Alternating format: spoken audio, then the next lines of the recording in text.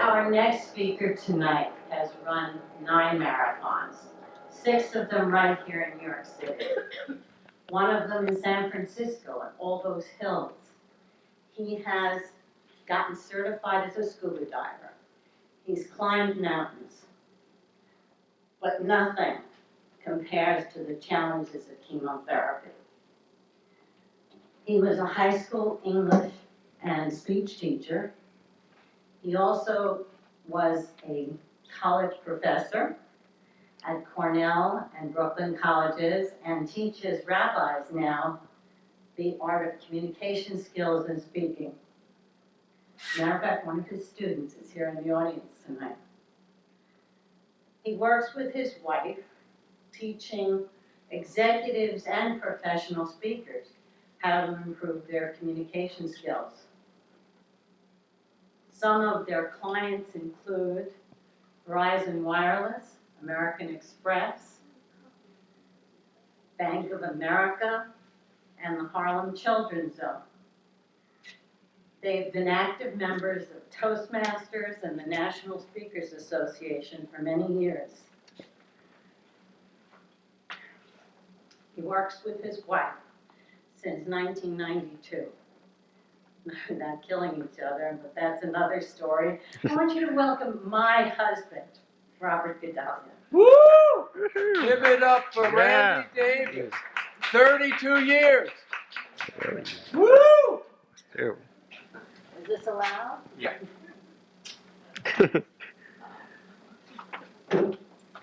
You never know how strong you are until strong is your only choice. You never know how strong you are until strong is your only choice, Bob Marley. So, I've run, as Randy said, my wife for 32 years. I'm very proud to say that. I'm very proud to be that. So I've run marathons, I've climbed mountains, I've scuba dove, going through 6 sessions of chemotherapy for prostate cancer that spread to the bones here at NYU with Dr. Bilar, with Nurse Ann, and with the great Nurse Rosemary Ramos from the Chemo Center on 34th Street in Lexington. They're the ones that took care of me. Let me backtrack. I was diagnosed with prostate cancer in 2002. My PSA was 4.2. My Gleason score was 6. Biopsy came back, I had prostate cancer. I went to Mount Sinai Hospital. Dr. Stone,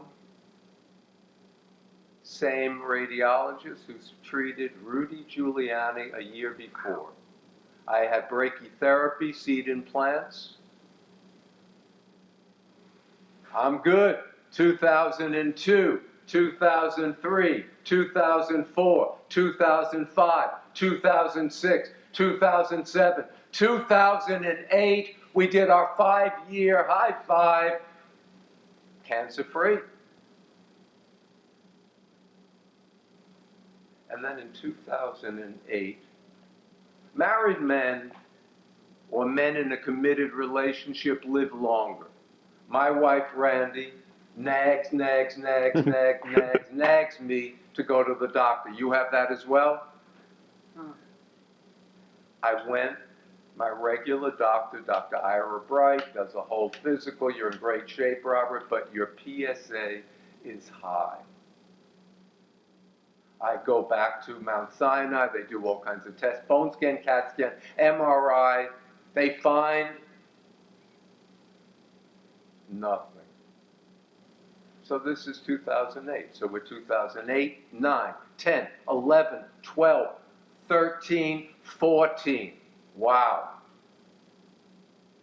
I go to my regular doctor. Randy sets up an appointment. Dr. Bright, he says, again, you're in great shape. Your PSA is very high. I want you to see Christopher Kelly here at NYU. I go to see him, bone scan, CAT scan, MRI, more PSA.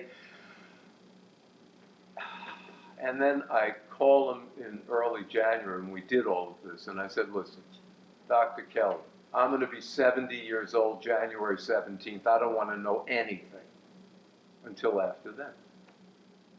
So after then, I go to see Dr. Villar, 34th Street, Perlmutter Center, 34th and Lex, February the 5th, 2015.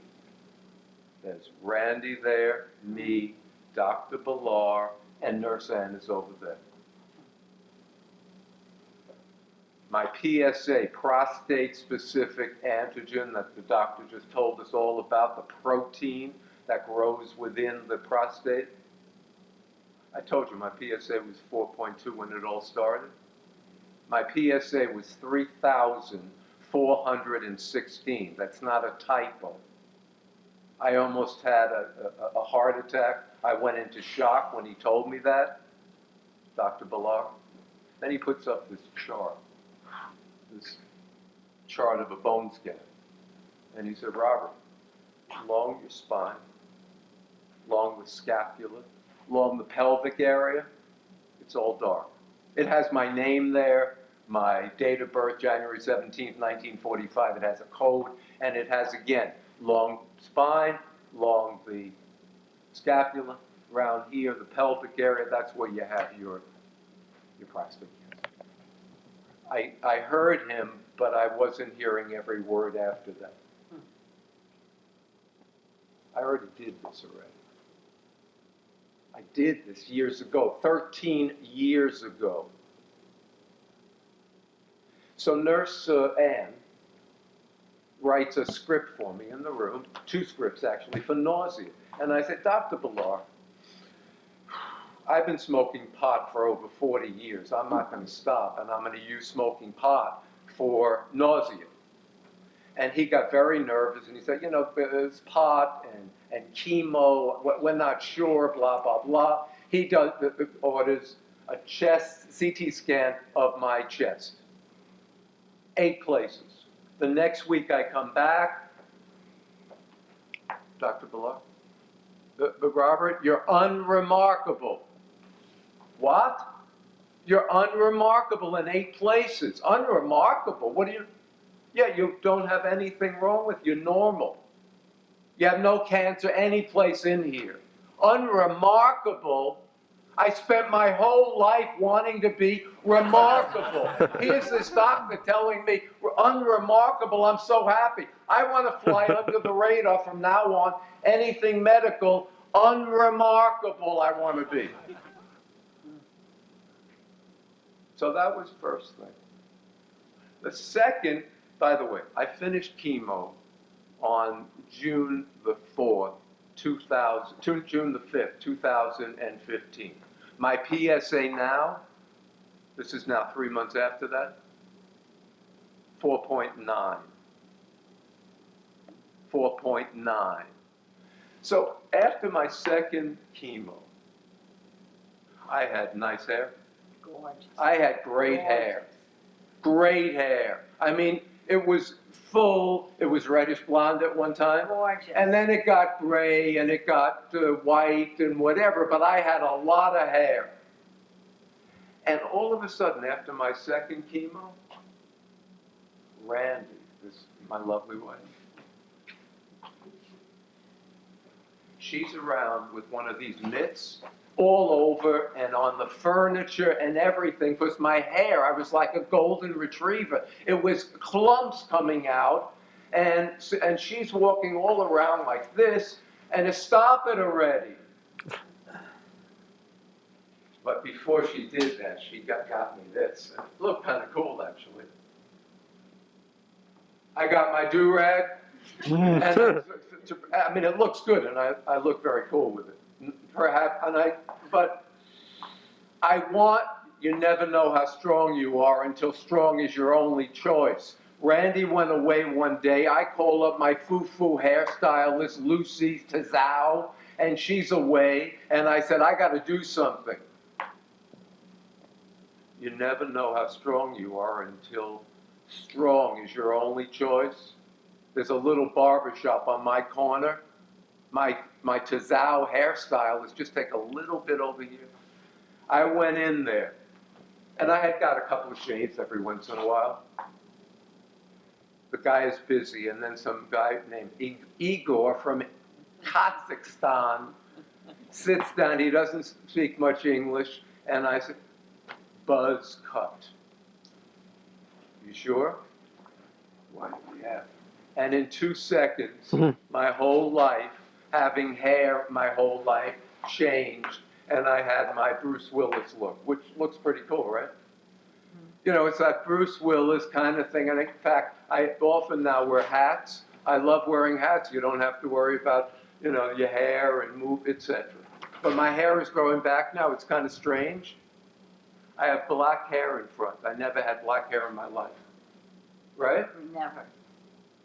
So, what were some lessons that I learned from this whole 6 chemo? Chemo was the hardest thing I ever did. You know, I'm running mountains, this, that, the other. Because of the up and down. When I was tired, I was really tired. And then you get better, better, better, better, and I'm feeling like me again, and then tired again. And you got to get your head on straight for 6 times.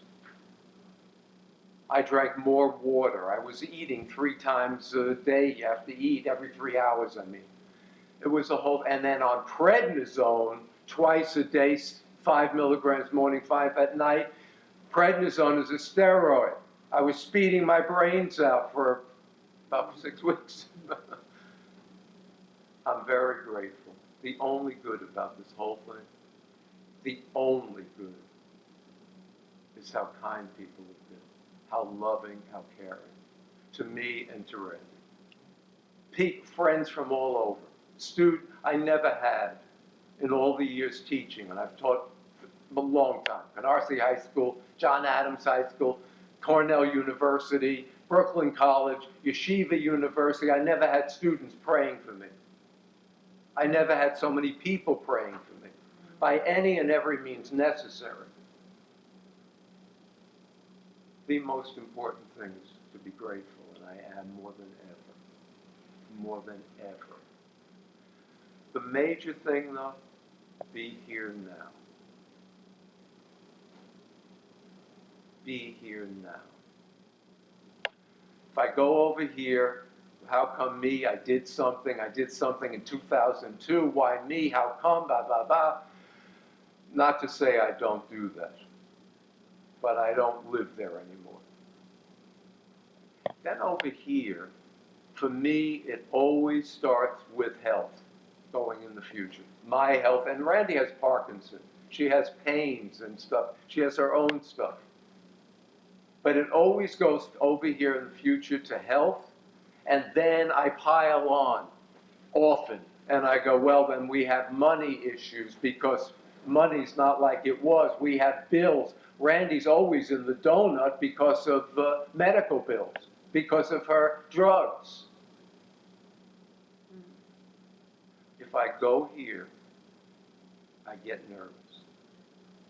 If I come back right here, right now, right this second, I'm really good. I'm very grateful. I feel loved.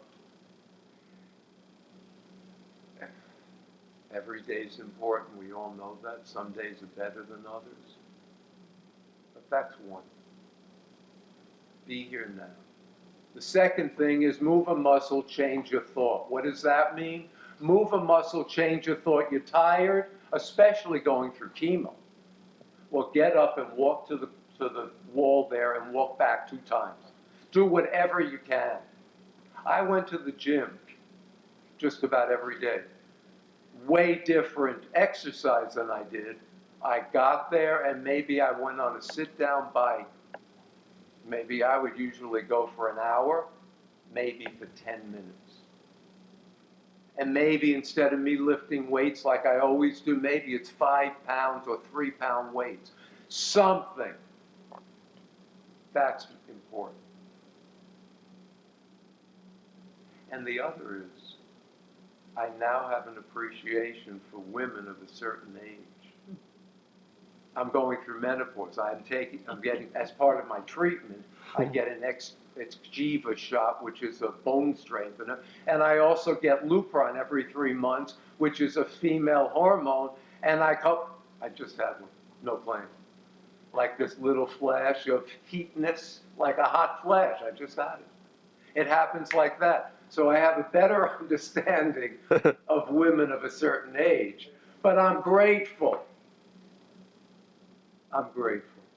So, the take home, take care of yourself, go to the doctor, do all the stuff with active surveillance and watchful waiting then was just coming out.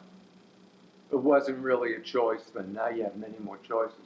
But if you have to go through chemo, remember, strong is your only choice. Strong is your only choice. Be here now. Move a muscle, change a thought, but be grateful. I'm grateful that I'm in a relationship for over 37 years, married 32. I'm grateful. Be grateful. Thank you, thank you, thank you. So we're doing a Q&A. Do you have any questions?